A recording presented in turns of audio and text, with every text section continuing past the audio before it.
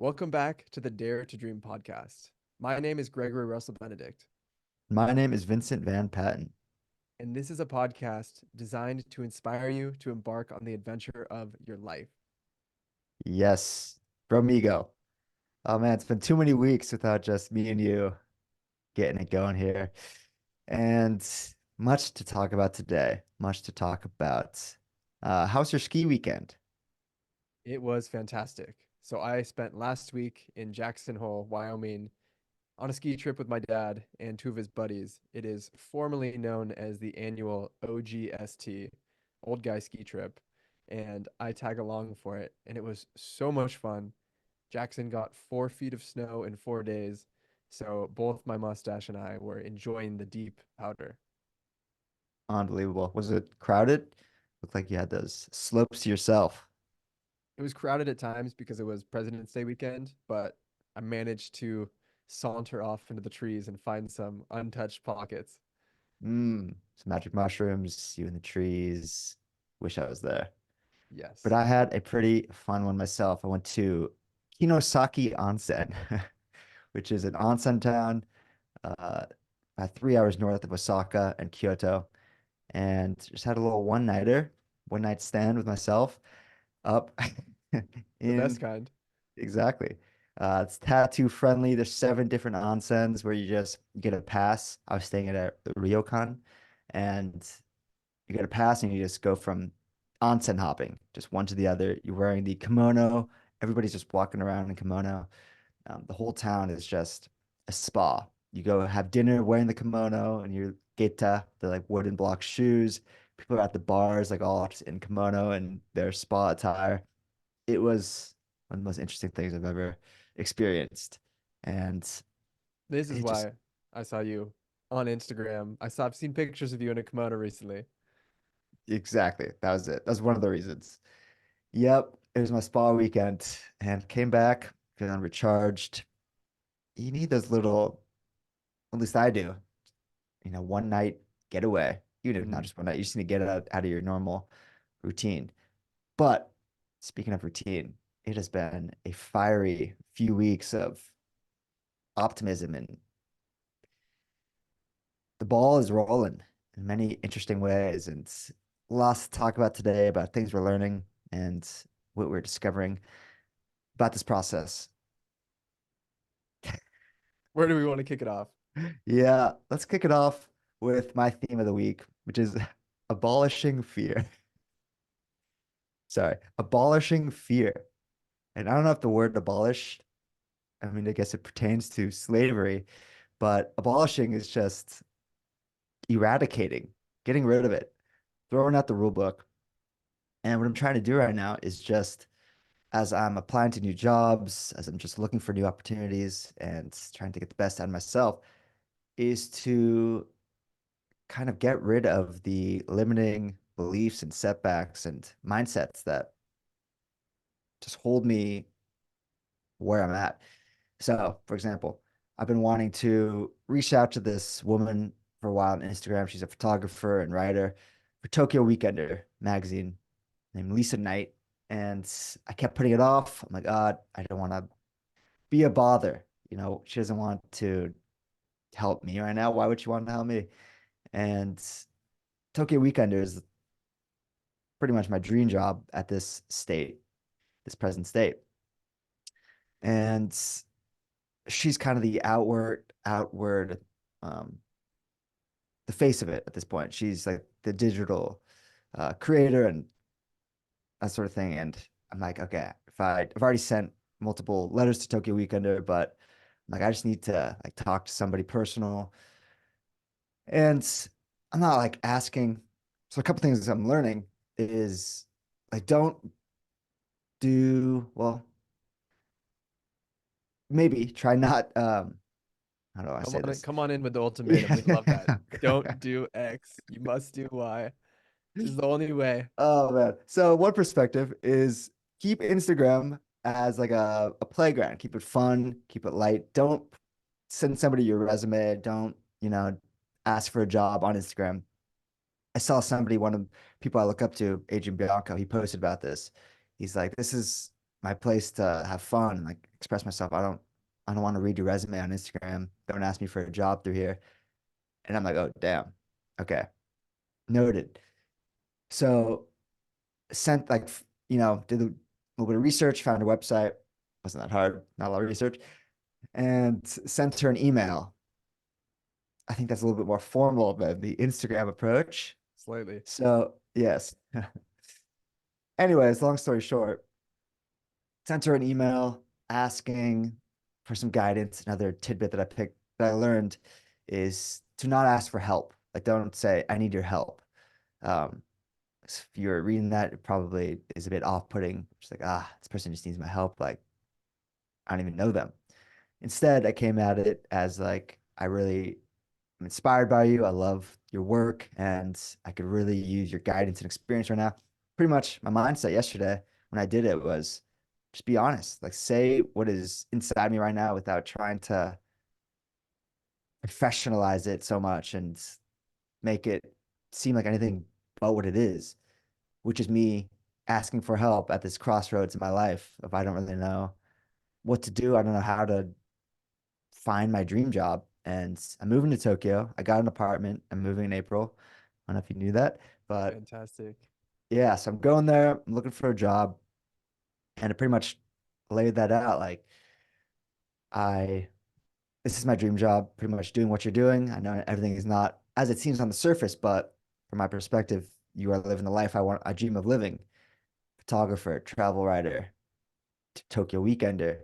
And I just want to know how you got started. What was the journey like that brought you to where you are?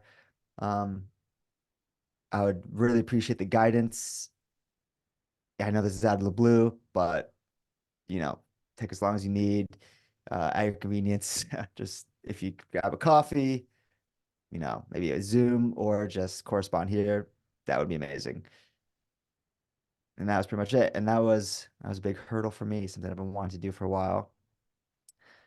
And just abolishing fear of just in the big ways and the small. Like, what are things that you wake up and just make you scared that you have to do in your day? Like, oh, I have to do this, this, and this.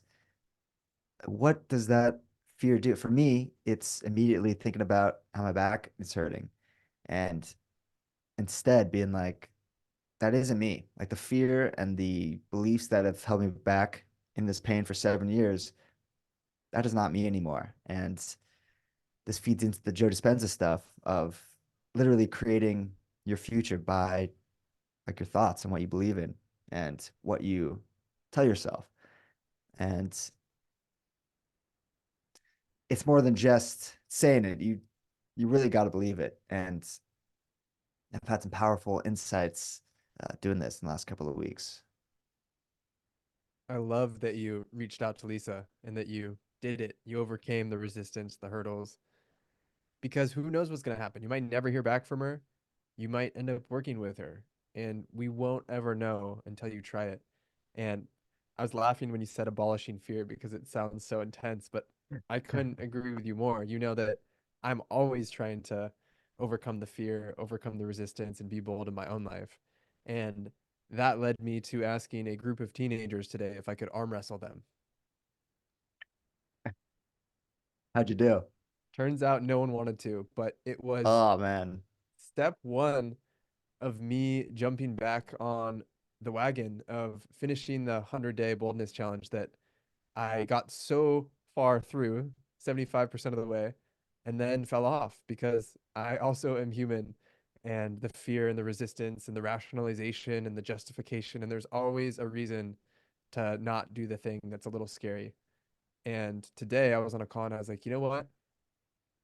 That open loop is taking up so much bandwidth in the back of my mind. There's that little voice saying, you didn't finish it. You didn't do the thing you said you were going to do. And I don't expect anything to happen from the next 24 strange interactions I have with strangers, but it's going to bring me peace.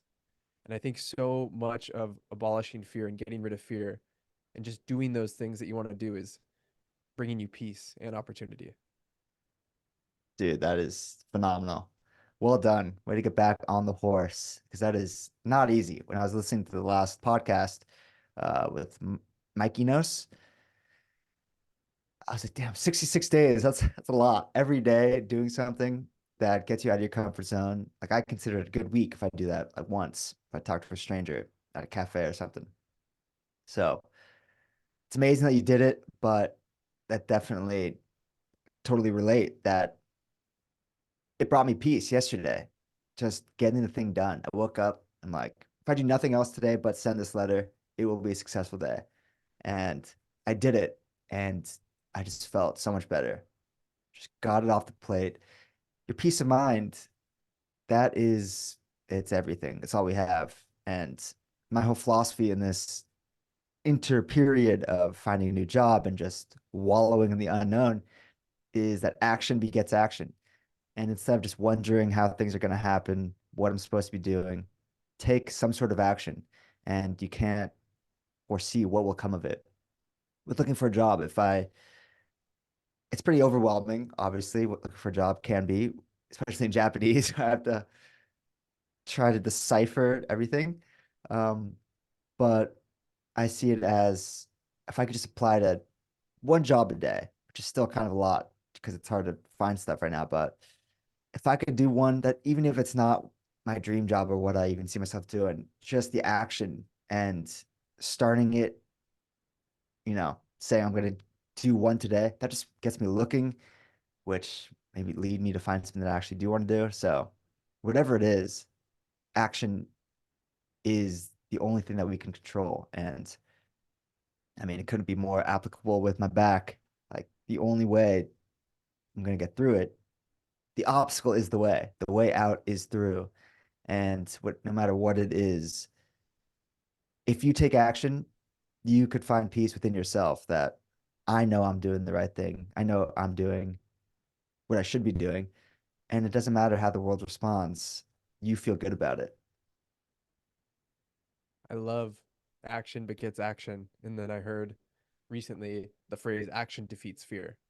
And not only does action defeat fear, but I truly think, and obviously you can over index on this, but I truly think that having a bias for action is the best way to learn new things because there's so many things that we want to do that you'll never know what step two looks like until you take step one.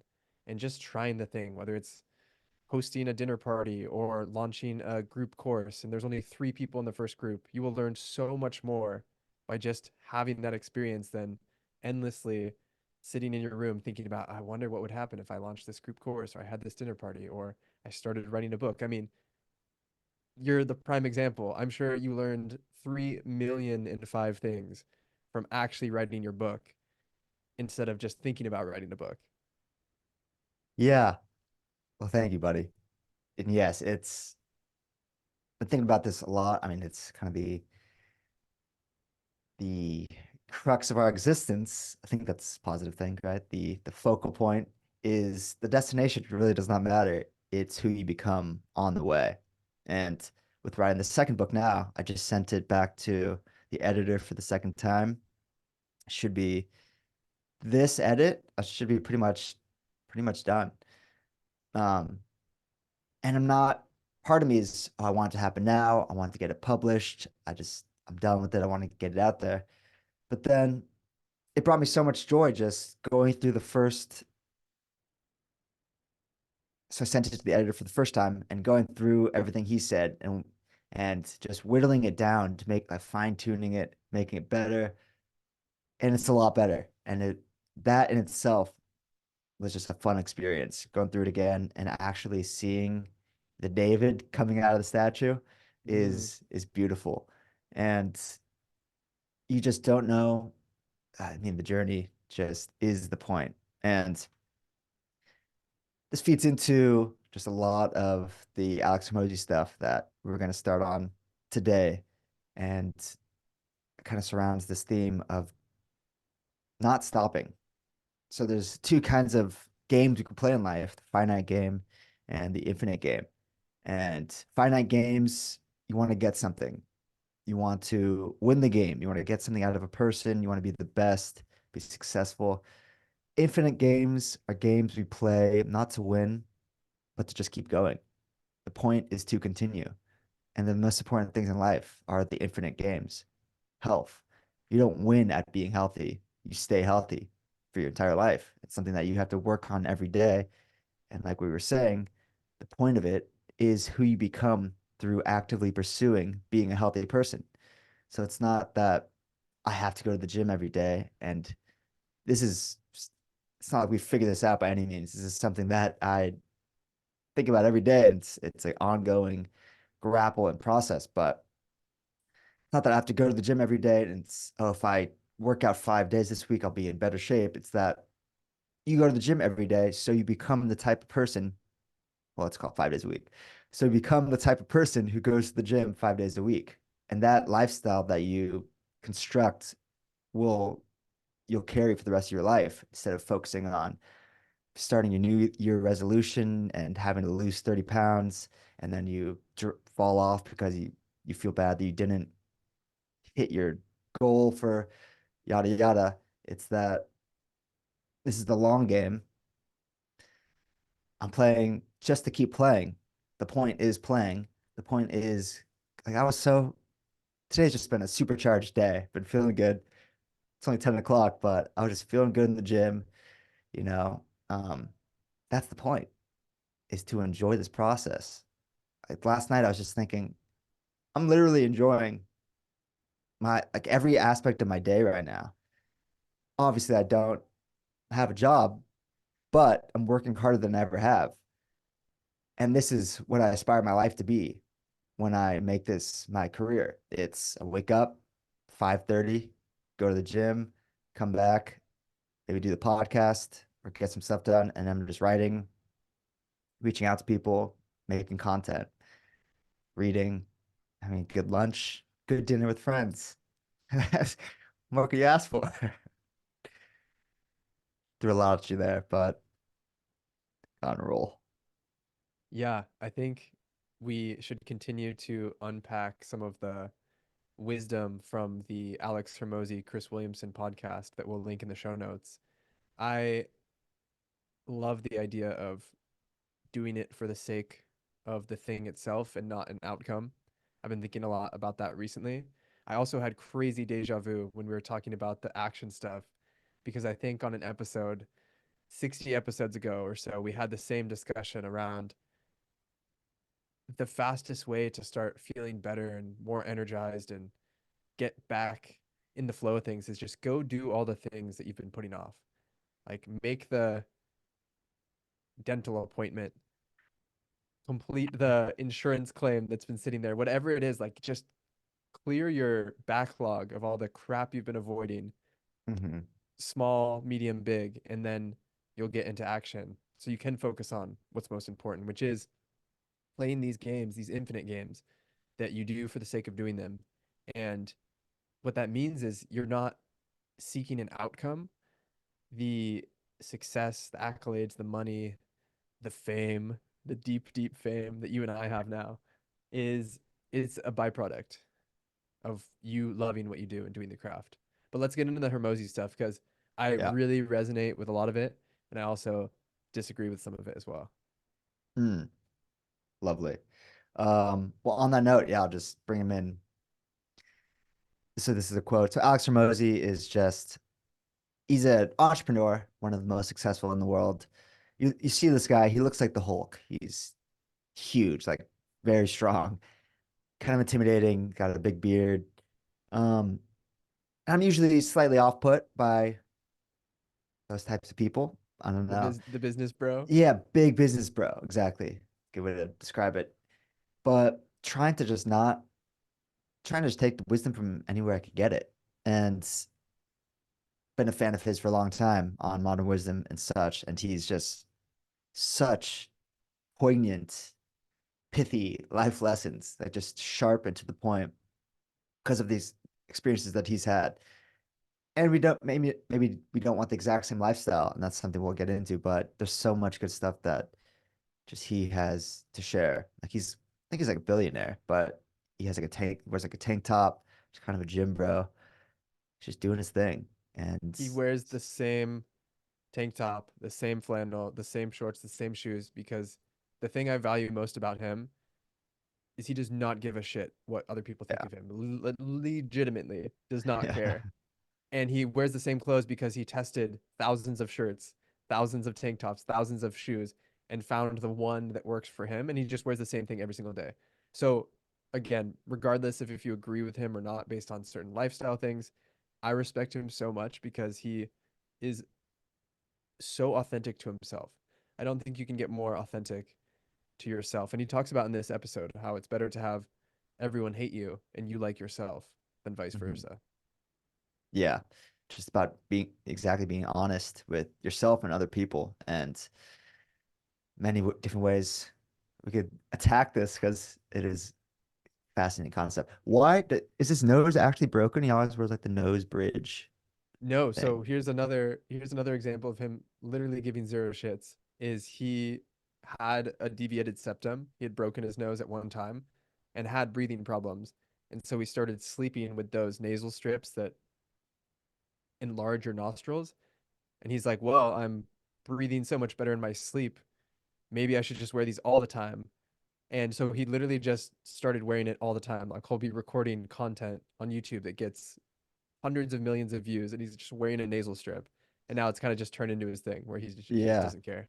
I think it's kind of his icon now. So, anyways, we'll start with this one because, well, it speaks for itself. So, what's the opposite of cringe? True authenticity, which is easy to say, hard to do. Whenever you're seen as only doing stuff for other people's opinion, approval, likes, especially double cringe when it's for your own personal gain.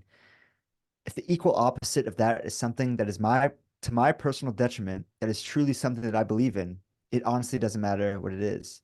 If that becomes the North Star of I never wanted to become cringe, then just never be fake. Did that make sense? I followed because I've listened to the episode twice, but I think what he's saying is that there's a lot of content creators and entrepreneurs in general creating content that is very cringeworthy, and it feels like it's not authentic. It feels like they're doing it just to get views and likes. And Hmm. he's pretty much saying the only way to make sure you're never cringeworthy is just be authentically yourself because you'll never disappoint and let down yourself. That's how I interpret it. What do you take from that? Yeah. So, yeah, with content creating that pertains to us because that's what we do. Maybe me more.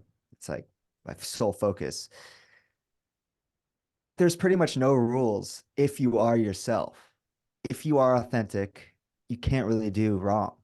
That's what I kind of take from it. If you just do what you think people want, if you just do what is hot right now, like for instance, that guy who just literally dug himself in a hole doing the eating stuff, where he's so unhealthy now, and because people responded to it, and he blew up, and now he's just a different person, and that just freaks me out. But the opposite of cringe, it's like, oh man, that is cringy. That person is clearly just feeding into the audience. The opposite of cringe is true authenticity, like he says, which is hard. But what is it? You can't go wrong because if it is something that you believe in and people could feel that, it doesn't matter what it is, you believe in it. And that makes it true to you. So he's saying like double cringe if you're gaining something out of it and it's for like likes and people's opinions, but if it's to your personal detriment, then so on the opposite end of the spectrum, if you're losing something, if you're listening and putting up air quotes, if you're losing something and it's also your true authentic belief, then that that should be your North Star. For example, I am recently starting to up my whole back process. Like really, instead of just being like, it's kind of this thing in my head and my body, but it's like it's so much in my head that I feel like I'm kind of dealing with it on my own. In a physical sense, I am, but I also felt like an emotional and I guess spiritual sense, like dealing with this thing and I'm just thinking about it 24/7 and I don't know what to do. Now I'm like, okay, I'm gonna take the healing seriously. I created like a Google Sheets where I'm tracking like every week, like pain levels, how I'm progressing in each movement, color coded what I'm learning, like I have a journal for every day of just what went right, what I'm feeling from the workouts, and that has helped so much. I just started the graph yesterday, but I've been doing like the journaling and the scaling for the last few weeks. But then also just sharing a lot more on social media.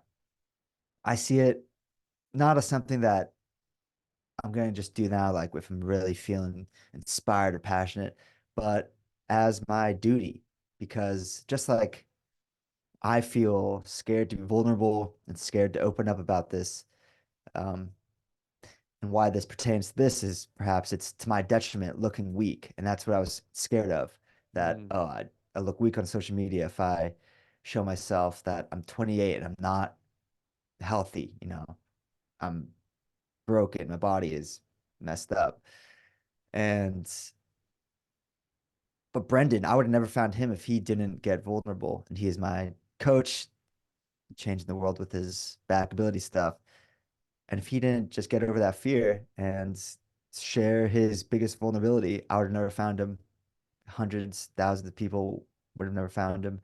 So I see it as just my duty now that I have to do it. And that is my North Star, that if I just keep showing who I am and this podcast, through writing, the things that I'm interested in, you can't go wrong. Amen to that. So that's pretty much the authenticity part. The next thing, Question on that yeah, before we dive into the sure, next thing. sure. How do you know if you're being authentic or if you are doing it for the views? Because I definitely grappled with that during my 100 days of, am I doing this because I love it or am I doing this because it's getting a lot of traction? And I'll answer it for myself in a sec, but I want to get your perspective first. Yeah, that is a great question. And it's not easy knowing for sure. But I think firstly, we have to be easier on ourselves about being human. And it's kind of Robert Greene stuff I'm reading just on his human nature right now. Robert Greene is a phenomenal writer. He's the GOAT. And it's realizing that we all have these insecurities. We all are narcissistic. We all are out for personal gain. And I think we have to kind of come to terms with that and realize that, okay, obviously I post things on social media because I want to look good. I want to show how cool my life is. And um, I want to keep up, I want to make it seem like I'm doing interesting stuff. And if I want to advance my career, I have to kind of play the game a little bit. But how I'm doing it is I'm not changing what I'm doing really based on anything. Like I'm still writing stories about what makes me happy and just traveling and the life experiences that I am accruing and what I'm learning on these trips. Um, to know if it's authentic, I think it feels you feel it. You kind of just know it. If you really ask yourself, like, is this me? Or am I doing it to look a certain way? You might get the answer that, yeah, you do want to look a certain way, but it is also like, it's kind of, this is kind of me right now. It's like you're playing the game, but it's in a way that is authentic to you.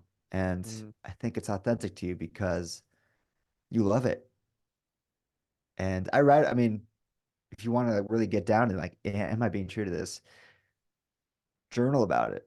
That is a great way to get the questions out of your head and into something physical, and then you could examine it. Like I journal like about what I am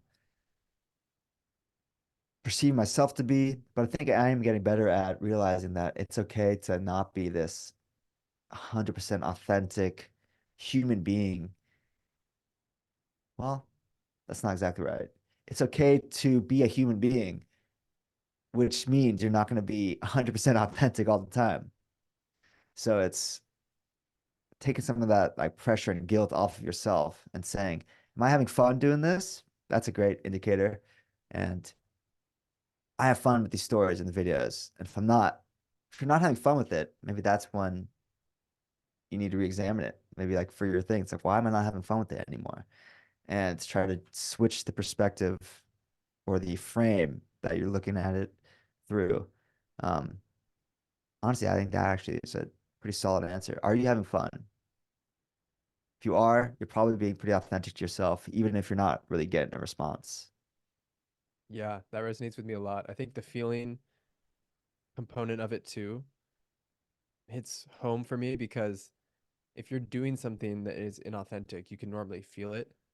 If not during, you'll definitely feel it after when you're reflecting on it. So almost doing a post view of what happened and how it went. How did I feel doing that? I think that's good. And then I think the fun piece is I'm chewing on that because I think there probably are a lot of authentic expressions that aren't fun in the moment. Can't Maybe, yeah, always maybe be fun, but that's that's for sure. It's not fun exactly. It could be fun. I think maybe fun is an indicator that I'm being authentic and I'm enjoying this. Um, because it's true. I don't know if Van Gogh was having the most fun when he was chopping his ear off and doing his paintings, but using his ear as a paintbrush gets the right brush strokes. Yeah, I think it really is. I mean, I agree with you in that if you're having fun with it, it probably is authentic because fun usually comes about from a lack of those icky, gross feelings of right. inauthenticity and misalignment. So I think that's probably a pretty good razor to use.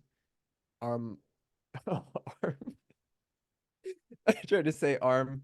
I tried to say R and am I at the same time. Am I Oh having boy. fun with this? And how do I feel afterwards and during? Mhm. I think those two together are a pretty safe bet, at least at this point in time. Yeah.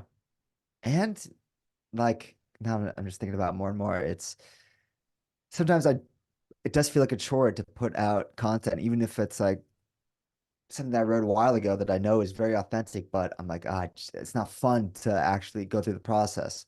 So yeah, I mean, it's easy to say you just feel it, like but I think that's the best way you're gonna go about it. Like, am I doing this? And if you actually, instead of just thinking about it, put it into a question. Am I doing this to look a certain way? Or is this something that I feel and believe? If you write that down and you really sit with it, I think that would be more powerful than just mulling over the possibilities. Yeah, I think asking yourself questions is always a good place to start. And the opposite side of fun to me feels like fear, something that's scary. And it makes me think of what James Altucher says is I never publish anything unless I'm afraid to hit the send button or the go live button. And Mm, that's very authentic. A lot of times you're sharing something that's super authentic and vulnerable and it feels really scary. So there's many different options. I think what it all boils down to is you know yeah, deep down whether you're being authentic or not, for sure. Yeah, it's not always fun posting about my back pain either, but right? that's like the truest vulnerability for me. It's crazy, man. It's this journey of like showing who you are on social media. Is it who you really are? Just lately been trying to just parse my parse myself. Like what are my motives? Who am I? Are there different layers, different faces, masks that I'm wearing? I'm quite happy with what I'm coming up with because I think it is pretty genuine, but it's a good stage to be in of truly digging deep and like asking just who the hell am I? You know? Is there more to this than I even know? And big part of this, how it's been kind of coming into my life right now, is just trying to make the future so unbelievable that that's like something I can't even imagine right now. And I mean, that's a whole other topic for later, but um, yeah, it's been a pretty wild chapter to say the least. So, should we hop into the next point? Yes. Okay. Quote, Alex Hormozi, the world belongs to those who the world belongs to those who can continue to work without seeing the result of their work, continue to do without seeing the result of their doing. It's the person that can do that for the longest period of time. They're still getting leading indicators. It's just that it's amounting to a much bigger mountain.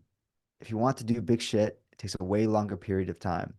If you want to do something most people can't do, literally just extend the time horizon on the things that most people can't weather. Playing the long game.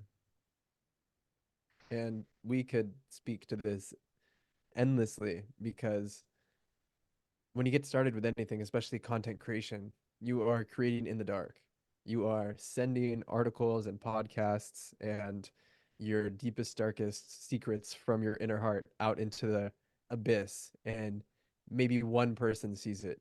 And you don't even know that that one person saw it because they didn't like it. And I really resonate with this point because it ties back into what we talked about before of not quitting or always staying in the game. If you just do something forever, you'll eventually get really good at it. And Alex Hormozi always talks about you're going to suck at first at the thing you're doing, and it's not going to be fun because you suck, but you're going to get better, and then it's going to be fun. And then eventually, if you stick with it for long enough, you're going to get all of those outcomes we talked about before, where you focus on the process.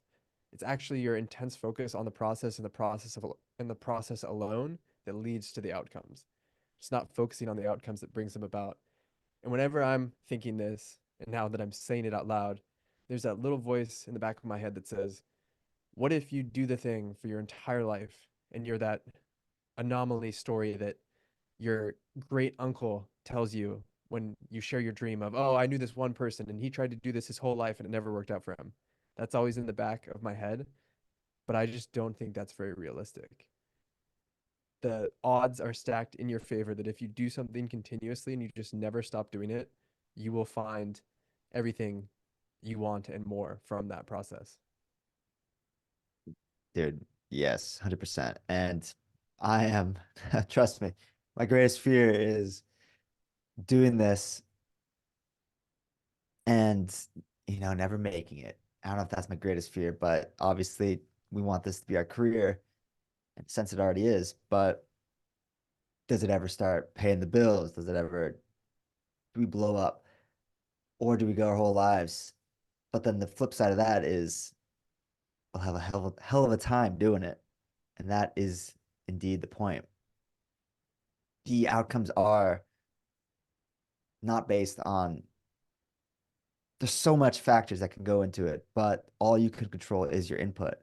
Are you doing the thing week in, week out because you enjoy it, because you love it, because it's who you are? Or are you expecting to get something out of it in the end? And obviously, we want to make it, but that's not the point. The point and why we started this goddamn thing is to show what it's like to go for it and to live the dream, which is not always beautiful, but goddamn, it is worth it. And if I Back were to to Hermosi. Yeah, yeah, yeah. if I were to just ask you personally and we kind of flip it on its head, like the fear of not making it or the fear of not becoming who you're meant to be is a huge fear of mine as well. But what is the alternative? Like when I look at my own life, the alternative would have been staying in finance or staying in some other role that's similar and doing that my entire life. And I know without a doubt in my mind, I would choose the path of trying 100,000 different little odd jobs to find what it is I feel like I'm supposed to do, than settling for the one thing that I got shoehorned into, get to the end of my life and take a look at everything and be like, well, that was a waste. Dude, yes. Amen. That that could sum up this whole journey. There is no alternative. And I think about this a lot. Like, what am I supposed to be doing? This is exactly it. There is no way out. The obstacle is the way. The only way out is through. And the alternative is stopping. And that's not going to happen. If you stop, another Hormozy thing is, well, I'll just say it. He says, everything is a pivot except for stopping. Nothing is quitting unless you stop. And if you continue to pivot and you continue to push, either of those are activity. You will stumble upon something that works for you. And in that case, do more of it. We, if we were to zoom out and look at this process, I was wondering this morning, like, okay, how can I be better on this episode? And I don't know if I actually have been, but I I love was that you're thinking asking the like, question. yeah, shock myself asking. Okay, maybe cut out the ums and likes, whatever. But just the process of doing 153 episodes, I'm sure I'm slightly better than when we started. And I can actually attest to that. Watched like I think I watched episode 2. It looks like we look like so depressed and scared. And dude, it is hilarious. I'm so glad it's up there. It's Man, it is funny to see. Go check it out if you're listening to this. It's like, hello, welcome back to the Dare to Dream podcast. This is Greg and Vinny, and this is what it's like. We're so timid, and it's beautiful, man. I was Beautiful to see that. scared. I was nervous. I was We were very shaking. nervous. So, yeah, it is good to ask ourselves, like, how can we get better? Okay, been doing this long enough, start implementing stuff, but the only way to learn is by actually doing the thing instead of coming at it at different angles. And going back to just there being no alternative to this life that we are pursuing. I was in Kinosaki, as I mentioned, over the weekend, and I was walking just through the city, take some videos on my camera, and I just overheard a couple. The guy says, "Yeah, I'm gonna have to check my emails on the train," and the girl like didn't really respond. And I've obviously no context there. Could have been harmless. They could have been the greatest couple ever, having the best time of their lives. But I just thought to myself, I just hope that is never me. And I will do everything to not make that me. Where I'm in this beautiful place with this woman, wife, girlfriend, whatever. And I'm like thinking about checking my emails on the train. And then I have to say it out loud to her just to make sure she knows that I'm going to be checking my emails on the train in Japan. They're foreigners. So I'm like, around this trip. And I say that from a privileged position where I'm just, by myself and I'm frolicking in a meadow, just listening in and going for my dreams. But if you kind of just take an outsider's perspective, like I just don't want that. I know that's not me, where I'm like having to feel obliged to check my emails when I'm like in this beautiful place. Like I want to live life on my terms and do what I truly love. And I'm not going to stop until that's a reality. And I might have to be in positions where I'm checking my emails on trains until I get to that place. I'm sure I'll always be checking emails on trains for my whole life because I want to be a businessman and such. But I think you get the point. There's a big difference between checking your email on the train if it's a season in the entire life versus you've settled in and accepted that that's what you're going to be doing forever and you loathe yourself because of it. Yeah, and I felt bad for the girl. Like, oh man, a lot flowed through me. Obviously, like I said, I have no clue what they were going through, but it's like, what good comes out of him saying, I had to check my emails on the train to her. She's like, oh, great. Terrific. Thank God. uh, so that just I won't settle. I can't. There is no eject button at this point. Yeah, it really feels like there's two different ways to go through life. One is doing the prescribed path and being endlessly unhappy with yourself. And the other is going on an adventure. Obviously, that's a huge simplification. But even in my days where I'm so unhappy and I'm stressed and I'm questioning everything, there's a part of me that will never forget that I decided to take that leap, to dare to dream, because that to me feels like what matters at the end of life and throughout it is, are you having the courage to try things, to approach things with curiosity? And it really makes me think of that question I shared in my newsletter. What if you approached everything, every opportunity, every time to go on a podcast, every time to walk up to a stranger? What if you just asked yourself, I wonder what I'll learn from this? Instead of trying to get it right, instead of trying to nail the presentation, instead of being worried to go meet someone new for the first time because you're worried you might get it wrong.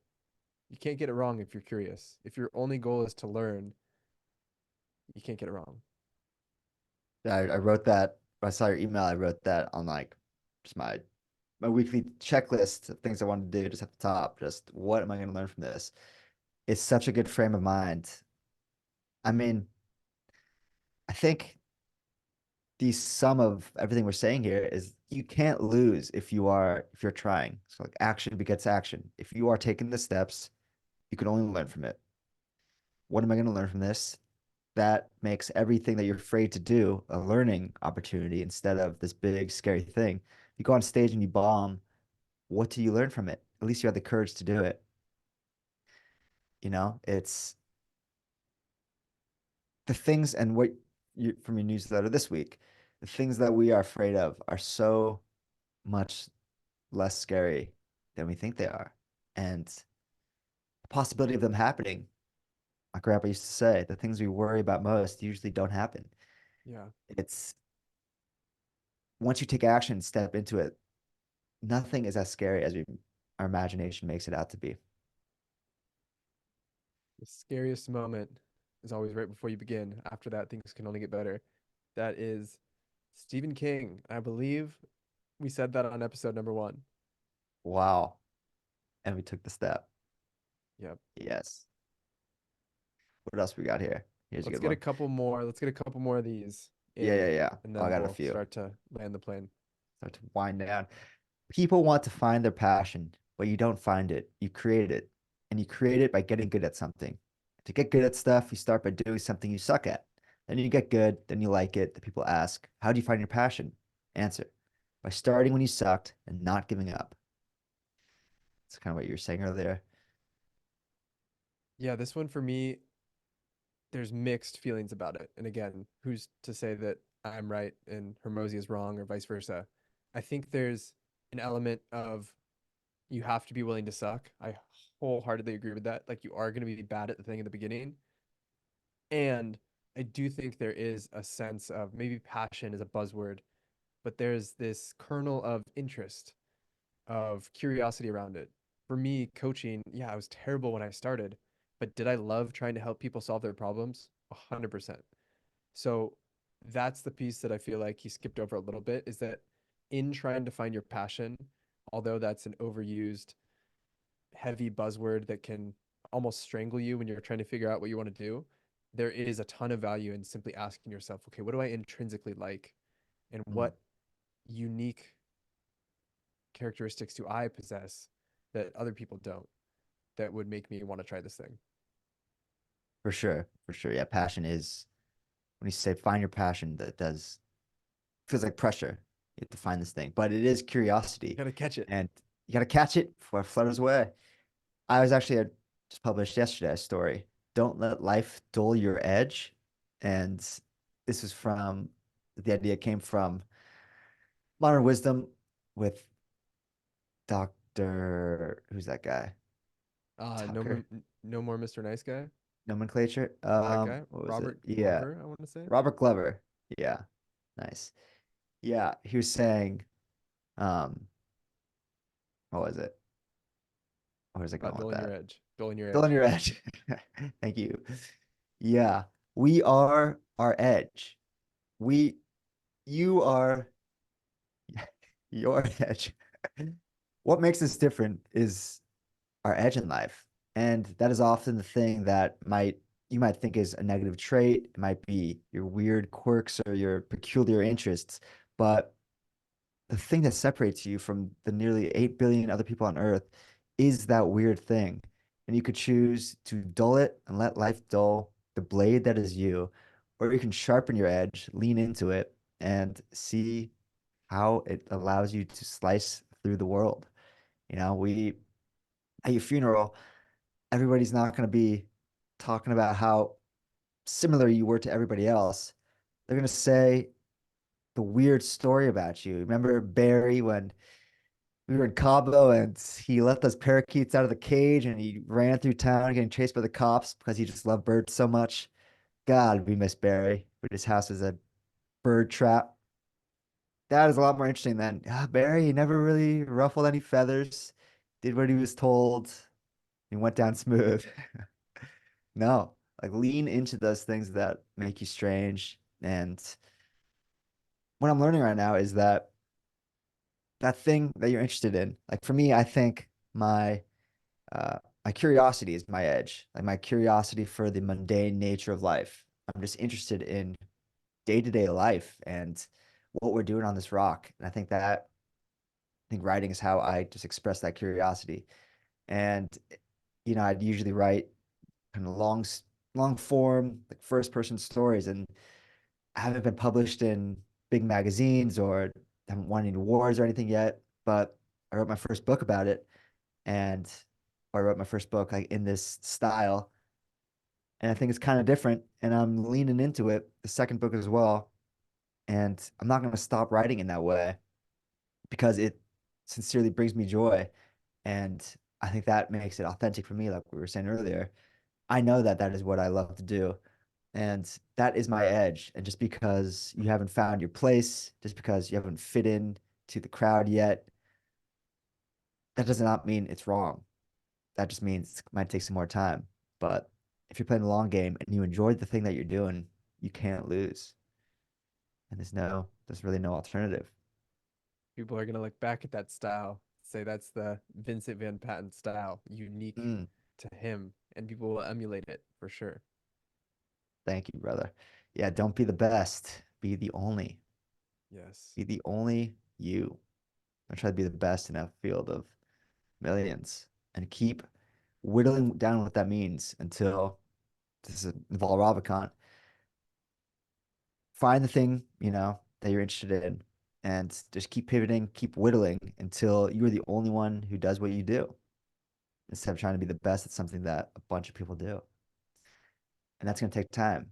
Like for me, I mean, I'm still very early in this, but it's taken my whole writing journey to, well, I haven't found it yet, but I'm still just doing the thing that I enjoy.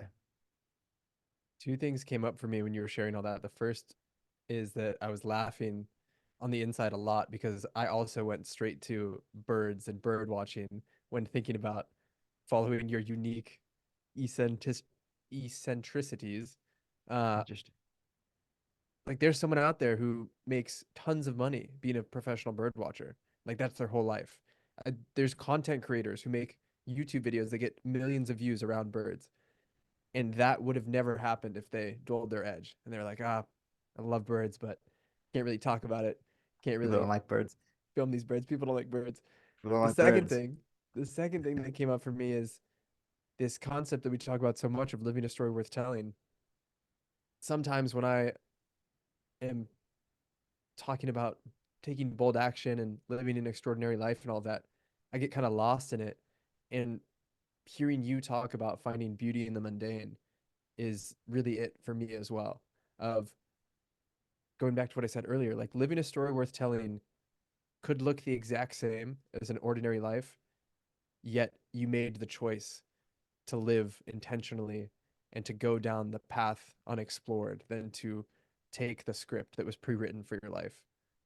It doesn't need to Mm, be this big, showy, audacious thing, but it's just living the life true to yourself. I think that is probably the best definition I for it. think so too. Because like this is the whole theme here. It's that you have taken that step, and like you're saying, it could look exactly like just a normal life, but inside you're like, oh man, I have peace of mind because I know that even if it hasn't worked out yet, I'm following this curiosity of this strange thing, and you can't lose that way. And here's another Hormozi quote: "It's normal to not know what you're doing. If you did, it wouldn't be called growth. High five your fear, uncertainty, and doubt, and carry on. If you knew what you were doing, you'd be stagnating, because then you'd be doing nothing new. You can't want to grow and also want to know everything you're doing at the same time." Mm, yeah. That's like with accepting just being human. Another thing he says is like, do you feel envy, greed, horny, you know, hunger? You don't need meds for it. It's called being human. Like, carry on. That was a big paraphrase, but we think we're wrong if we feel these things, if we're yearning for more out of life, if we're not this perfect image that, we're supposed to be, even if in our own eyes. Sometimes I surprise myself. I'm like, oh, an example. This kind of sounds like this will maybe sound like uh virtue signaling, but in Kinosaki, there's two guys like taking photos of like they're taking a selfie, and they took like a We're taking photo for photos the of thing. birds. We got photos Yeah. of birds. I saw them in the onsen too. Everybody's naked, by the way, which kind of makes it even funnier. And then outside, they're like taking photos, and I'm like, I should probably just ask them if they want me to take a photo of them. And like, hey, like, you want me to take a photo? And the guy was like, okay. I'm like, well, it's up to you. So like acted like he's doing me a favor. I kind of responded like, yeah, that's up to you, man. And okay, yeah, sure. The other guy was like very thankful. Anyway, very little thing. Then after I'm like, I kind of sounded like a dick how I responded. Like, dude, it's up to you. But then, anyways, moral of the story is like, don't be so hard on yourself. And realizing that we are human and we don't have to be perfect. Anyways, That's the truth. Kinosaki Tales. Yeah, it's pretty funny though. Um, my favorite one from Hormozi. So many people waste all their time trying to solve a problem that is life rather than living it. Mm. I think that really speaks to the parts of being human that are challenging and hard and irritating. If you try and spend your whole life solving those things that are immutable that you can't change because you are in fact human, it's going to be a tough existence. Yes, we really have two choices. It's back to seeing the future as what matters the most. Well, I mean, the present and the future. Basically, try not to focus so much on the past, what you've done, where you've faulted, and see everything that's happened as learning opportunities and potential. And the only way you are going to learn and to grow is by stumbling and taking steps left when you should have gotten right and wallowing around in the mud. But if you are trying, then you are a hell of a lot further than most and what you probably think. So allow yourself to be imperfect, try to be authentic as you do it. And I think those things go hand in hand. And enjoy the ride. Enjoy the ride that is being human. I think that is actually a perfect segue into my final thoughts on what Hermosi was sharing. He did say at one point his goal in life is not to be happy. His goal in life is to do epic shit. Mm, I think if I were to get to the end of my life and not have enjoyed it, and I optimized for the story, which I think is where certain people mishear or misread live a story worth telling. If I were to get to the end of my life and I prioritize doing epic shit at the cost of being happy and enjoying it, I don't think I would feel like it was worth living for me. 100%. I agree with that. It's interesting because obviously being human is multifaceted. There's many layers.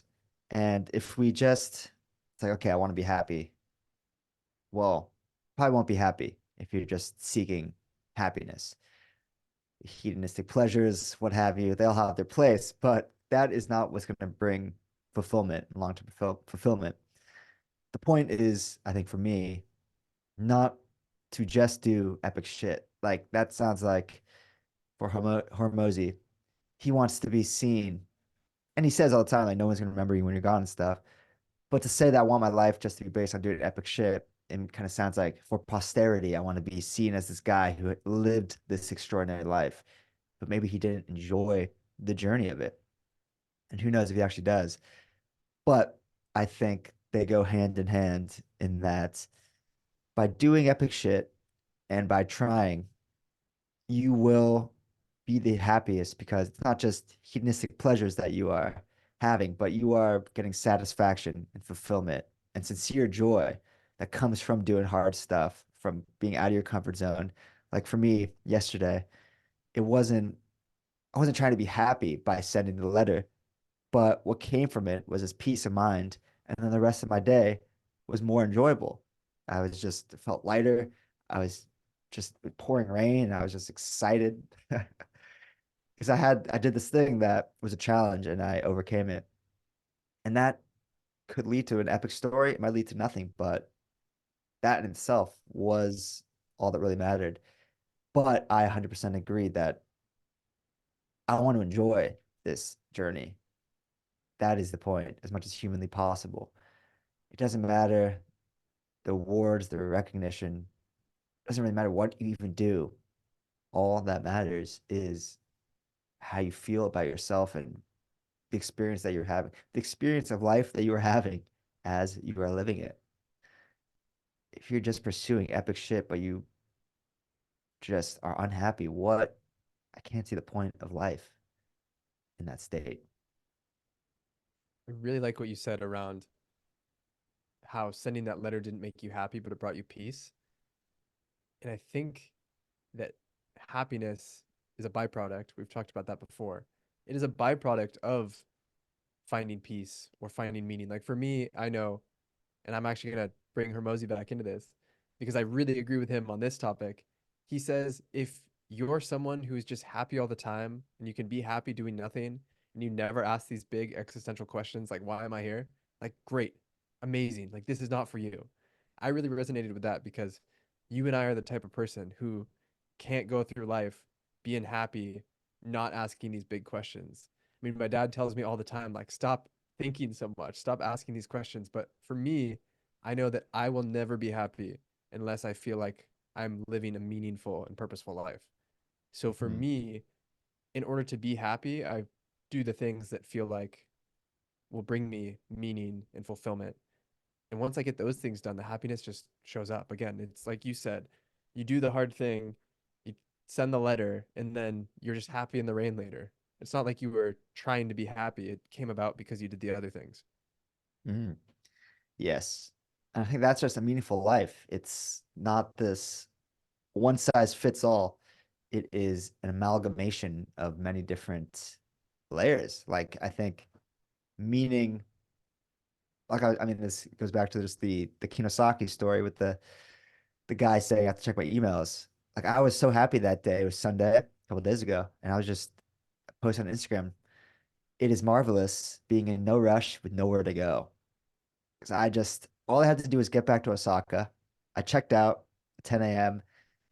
Ride was about 3 hours, but I'm like, why am I rushing to get on the train? Like, why not just chill in Kinosaki, get a coffee?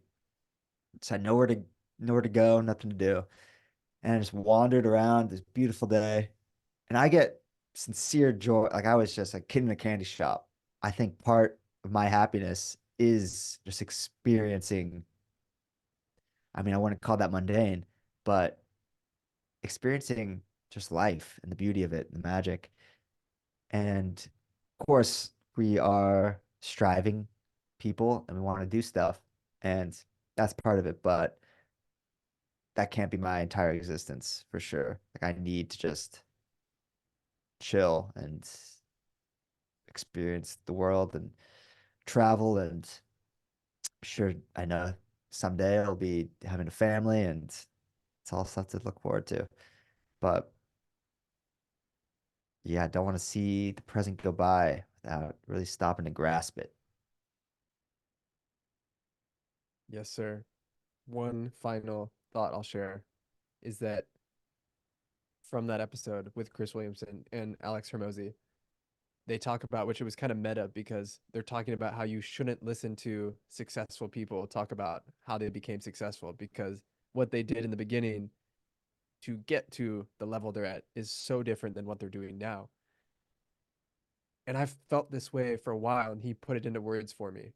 You listen to uber successful people and their morning routines and their biohacking regimen and all these things and how they go on 3 hour walks in the middle of the day. And it just feels so unrealistic and unattainable. And they all tell themselves that the advice they'd give to their younger self is to not be so hard on yourself and relax and take it easy. Right. And I get it, but at the same time, it almost feels like you should listen to people who are in the mud trying to figure it out. You should listen to us. Like that is the purpose of this podcast. We are not air quotes successful in the sense in one sense we are, but to the magnitude that we're aiming at. And listening to people who are also in the trenches, I think provides so much more benefit than only listening to people who have reached the top of the mountain. For sure. And that just speaks to different seasons of life. Once we are uber successful, just racking it in, we'll be we'll be just face this in a different way. And it's so exciting to I keep bringing up this just envisioning your future thing, but I've seriously been um just imagining like I'm so excited to get to that point where I have the utmost faith that it's going to be beyond my wildest imagination of just in the at Chris Williamson's status of just he could do no he's got the Midas touch. He can do no harm right now. And that is that season. That'll come. But this season in the mud is freaking beautiful of learning and being scared to send letters to strangers and afraid to talk to girls in cafes and, you know, freaking just figuring shit out on the fly, but learning so much from it. And I recently changed our bio to um, I like this a lot of people, this is paraphrasing, but the successful artists and stuff, the entrepreneurs, they show you what it's like once they've gotten through their trial by fire. Because most of them who are successful now have been through that season in the darkness. They've gone through something really difficult, whether it was the early stages of starting their business or just a hard thing like a ailment or a sickness or life experience. Um, and now they could kind of sit back and say in 2 or 3 hours, that was the season of my life, but this is who it made me. We want to show you what it's like dancing in the flames, baby. We are in it, and hopefully it's more relatable. But the point is not to show you just how hard it is, but how meaningful it is, and how much you will gain from embarking on that journey, starting, getting curious, and dancing, baby. All it takes, just take that first step. Take the steps. Man, I've been really sitting with the Henry David Thoreau quote the last few days, the last like week. Henry David Thoreau, legendary 19th century just philosopher, naturalist. The mass of men lead quiet lives. Sorry, God damn it. The mass of men lead lives of quiet desperation. What is called resignation is confirmed desperation. From the desperate city, you go into the desperate country and have to console yourself with the bravery of minks and muskrats. A stereotyped but unconscious despair is concealed even under what are called the games and amusements of mankind. There's no play in them, for this comes after work, but it is a characteristic of wisdom not to do desperate things. The mass of men lead lives of quiet desperation. I swear to myself, that will not be me. Amen. That is one thing that I'm sure of for you and for myself. We will never give up. We will never stop. We'll never stop, buddy. And on that note, I think On it's that time note, to wrap things up. Anything else to land add it. before we do? No, I don't think so. A few more quotes I could punch in, but I think we've done it. We can layer those into future episodes. Yeah, For everyone who's listening at this point, this deep in the episode, we love you. We appreciate you. We are so grateful. And one thing that we wanted to add into this episode that would really help us out is rating the Dare to Dream podcast. If you're listening to this on Apple Podcasts, go and rate it there. Give us at least 1.5 stars. We deserve as much. If you're on Spotify, you can do the same. Please rate the podcast. Let us know what you think and send an episode to a friend, to an enemy, to an ex lover, to your great aunt. We would appreciate it. we need it. We need it so bad. We need. I have nothing. Yes. Thank you, everybody. Love you so much. This is one hell of a ride. It is beyond comprehension, and we cannot do it without you. And we're just getting started. And we're just getting started. Love you all. Peace.